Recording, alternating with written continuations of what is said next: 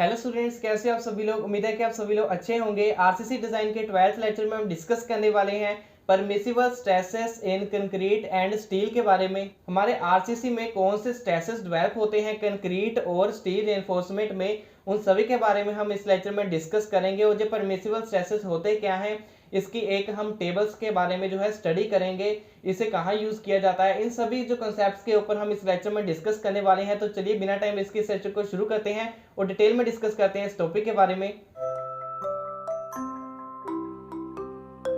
Permissible stresses, सबसे पहले हम परमिसिबल स्ट्रेसेस के कंसेप्ट को जानने की कोशिश करते हैं कि एक्चुअली में जो होते क्या है। The working stress method, working stress method क्या होता है। वर्किंग स्ट्रेस मेथड होता है हमारे आरसीसी को डिज़ाइन करने के लिए हमारे पास दो मेथड है, वर्किंग स्ट्रेस मेथड और लिमिट स्टेट मेथड। इन दोनों के बारे में हमने लास्ट प्रीवियस लेक्चर्स में ऑलरेडी डिस्कस कर लिया है, जिसका लिंक आपको डिस्क्रिप्शन में मिल जाएगा और ऊपर आई बटन में भी मिल जाएगा। वहाँ पर जाकर आप उन लेक्चर को देख सकते हो, तभी आपको ये कंसेप्ट समझ आएगा। The working stress method is based upon permissible stresses. Working stress हमारा जो मेथड था वो परमिसिबल स्ट्रेसेस के ऊपर बेस्ड है। Permissible stresses are obtained by dividing the ultimate strength of concrete और yield strength of steel 0.2% proof stress by a factor of safety. जी 0.2% proof stress क्या होता है, जैसे कि हमारे जो स्टील बार होते हैं जैसे HYSD बार्स, तो इनके जो यील्ड पॉइंट होते हैं वो डिफाइंड नहीं होते हैं, जान कि इसकी जो हम जो है एक फिक्स्ड वैल्यू नहीं हमें पता होती है यील्ड स्ट्रेंथ की। तो जहाँ पर हम जो है 0.2% यहाँ पर जो प्रूफ स्ट्रेस लिखा हुआ है, इसकी मदद से इसकी जो एक यील्ड पॉइंट है, इसका यील्ड स्ट्रेंथ है, उसे जो है हम ड्राइव कर सकते हैं with the help of the graph. यानी कि एक स्टील के बार की हम प्रूफ स्ट्रेस की मदद से यील्ड स्ट्रेंथ को जो है उसकी लिमिट जो है फाइंड कर सकते हैं। जैसे कि हमारे पास एक गोज लेंथ है किसी बार की, आप मान सकते हो 100 mm, तो उसमें अगर 0.2% प्रूफ स्ट्रेस लग रहा है, इसका मतलब है कि स्ट्रेस लगने के बाद वो हमारा जो बार है उसकी जो एलोंगेशन हो रही है, उसकी लेंथ इंक्रीज हो रही है, वो 0.2 होगी। तो इस तरह से जो प्रूफ स्ट्रेस हमारा काम करता है। सिंपल लैंग्वेज में प्रूफ स्ट्रेस हमारा होता है यील्ड पॉइंट को फाइंड करने के लिए, जिसका कि हमें एक फिक्स यील्ड पॉइंट ना पता हो। तो जहाँ पर परमिसिबल स्ट्रेस के बारे में हम बात करते हैं कि ऑब्टेन कैसे किए जाते हैं। अगर आपको जो है कंक्रीट का परमिसिबल स्ट्रेस फाइंड करना है, तो आपको क्या करना होगा, अल्टीमेट स्ट्रेंथ होगी जो कंक्रीट की, उसे डिवाइड करना है उस कंक्रीट की फैक्टर ऑफ सेफ्टी के साथ, तो आपके पास परमिसिबल स्ट्रेस आ जाएगा कंक्रीट का। स्टील के लिए फाइंड करना है तो यील्ड स्ट्रेंथ जो स्टील की होगी उसे डिवाइड करना है फैक्टर ऑफ सेफ्टी के साथ, तो आपके पास परमिसिबल स्ट्रेस आ जाएगा स्टील का। सेफ्टी ऑफ फैक्टर्स के बारे में जानते हैं। सेफ्टी ऑफ फैक्टर कंक्रीट के बारे में देखें तो इन बेंडिंग कंप्रेशन, जैसे कि अगर हमारा कोई स्ट्रक्चर जो कंक्रीट का है वो बेंड भी हो रहा है और कंप्रेस भी हो रहा है, तो उसकी फैक्टर ऑफ सेफ्टी होगी 3। इन डायरेक्ट कंप्रेशन, यानी कि वो बैंड नहीं हो रहा है स्ट्रक्चर, सिर्फ कंप्रेस हो रहा है, तो उस केस में उसकी फैक्टर ऑफ सेफ्टी होगी 4। Safety of factor for steel, steel के लिए हमारे पास सेफ्टी ऑफ फैक्टर होता है 1.8। Why safety of factor has higher value for concrete than steel, जैसे कि आपने लास्ट स्लाइड में देखा हमारे स्टील का सेफ्टी ऑफ फैक्टर कम है लेकिन कंक्रीट का ज़्यादा है। ऐसा क्यों होता है उसके बारे में जानते हैं। There are a high chances of variation in different operations such as mixing, transporting, placing, compaction और curing of concrete। जैसे कि पता है कंक्रीट में कई ऑपरेशंस होते हैं, उसे पहले मिक्स करना पड़ता है, उसके अलग अलग प्रोपोर्शन को जो मिक्स करके हम जो है एक कंक्रीट का ड्राई मिक्स बनाते हैं, उसे ट्रांसपोर्ट करते हैं, प्लेस करते हैं, कॉम्पैक्ट करते हैं, उसकी क्योरिंग करते हैं। तो इन सभी ऑपरेशन में काफ़ी जो डिफरेंस आ जाता है, वेरिएशन आ जाता है। हर बार जो है एक तरह का हमारा कंक्रीट का मिक्सर नहीं बन सकता, एक तरह जो है उसे हम ट्रांसपोर्ट नहीं कर सकते, एक तरह जो है हम उसे प्लेस नहीं करते, तो इसमें वेरिएशंस आ जाती हैं।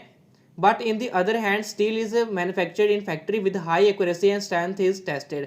लेकिन दूसरे तरफ देखें तो हमारी जो स्टील होती है, स्टील बार होते हैं, वो फैक्ट्री में बनाए जाते हैं, एक पर्टिकुलर लिमिट के साथ बनाए जाते हैं, उसकी जो भी स्पेसिफिकेशन होगी वो पहले ही फिक्स होती हैं। तो उन जो बार्स को है एक्यूरेसी के साथ बनाया जाता है विद द फिक्स स्पेसिफिकेशन, तो उसमें जो है वेरिएशन के चांसेस कम होते हैं और हर तरह के बार को जो है टेस्ट किया जाता है मार्केट में लेकर आने से पहले। So that was why concrete has higher value of the safety of factor than steel. इसलिए स्टील के चांसेस कम होते हैं फेल होने के, लेकिन कंक्रीट के ज़्यादा होते हैं वेरिएशन के कारण।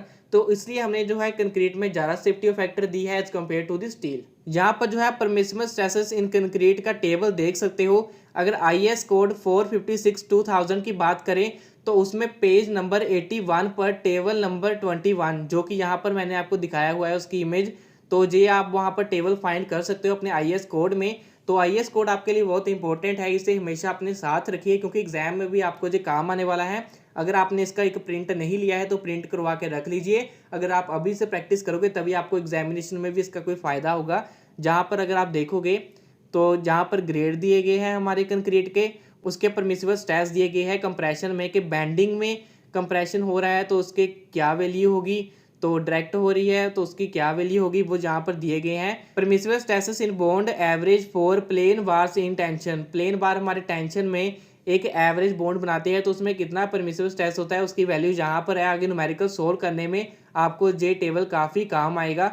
जहाँ पर अगर हम बॉन्ड की बात करें, बॉन्ड स्ट्रेस के बारे में बात करें, तो जहाँ पर बॉन्ड स्ट्रेस हम इंक्रीज़ कर देते हैं 25%, इस वैल्यू को हम 25% इंक्रीज़ कर देंगे इन केस ऑफ अगर हमारे बार जो है वो कंप्रेशन में है और अगर हमारे जो बार हैं वो डिफॉर्म्ड बार यूज़ हो रहे हैं जहाँ पर प्लेन बार की जगह पर, तो इसकी स्ट्रेंथ हम जो है 60% इंक्रीज़ कर देंगे। ये जो वैल्यू होगी इसे 60% इंक्रीज़ कर देंगे। नेक्स्ट हमारे पास टेबल है परमिसिबल स्ट्रेसेस इन स्टील रेनफोर्समेंट। यहाँ पर आप जो है इसकी स्पेसिफिकेशंस को देख सकते हो। ये टेबल आपको मिल जाएगा IS 456/2000 पेज नंबर 82 पर। टेबल नंबर ये 22 है, जैसे आप यहाँ पर देख सकते हो।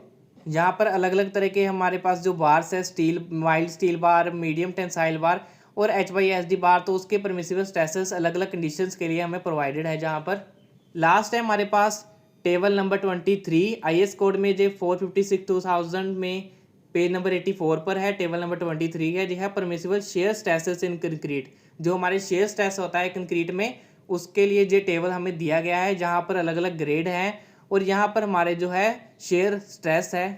जहाँ पर आप इस फॉर्मूले में देख सकते हो, जहाँ पर जो AS होगा जे हमारा एक तरह से आप कह सकते हो कि एरिया ऑफ स्टील है जो हमारी लॉन्गिट्यूडनल रेनफोर्समेंट यूज़ हो रही है, उसके लिए जो AS ऑप्शन जो है हम यूज़ करते हैं, यानी कि साइन हम जो है चूज़ करते हैं। तो यहाँ पर हमारी परमिसिबल शेयर स्ट्रेंथ के लिए कौन सा सिंबल यूज़ हो रहा है, टाउ C हमारा जो हो रहा है वो शेयर स्ट्रेस के लिए यूज़ हो रहा है जी सिंबल, और इसे हम जो है इसके यूनिट हम जहाँ पर यूज़ कर रहे हैं Newton/mm²। मुझे उम्मीद है कि ये लेक्चर आपको समझ आया होगा। अगर आपको ऐसे रिलेटेड कोई क्वेश्चन या फिर क्वेरी है तो आप नीचे कमेंट कर सकते हो, जिसका रिप्लाई करने की मैं कोशिश करूंगा। RCC डिजाइन से रिलेटेड सभी लेक्चर्स को मिलाकर हमने एक प्लेलिस्ट बनाई है जिसका लिंक डिस्क्रिप्शन में दिया गया है, वहां पर जाकर आप हमारे सभी RCC से रिलेटेड प्रीवियस लेक्चर्स को भी देख सकते हो। नेक्स्ट लेक्चर में भी हम डिस्कस करने वाले हैं एक इंपॉर्टेंट टॉपिक, तो उस लेक्चर को मिस ना करने के लिए साथ में और भी सिविल इंजीनियरिंग से रिलेटेड वीडियोस देखने के लिए आप मेरे चैनल को सब्सक्राइब कर लीजिए और साथ में बेल आइकन पर क्लिक कीजिए ताकि आपको नई वीडियो के नोटिफिकेशन मिलते रहें। मैं मिलता हूं आपसे नेक्स्ट लेक्चर में नेक्स्ट नए टॉपिक के साथ, तब तक के लिए बाय बाय।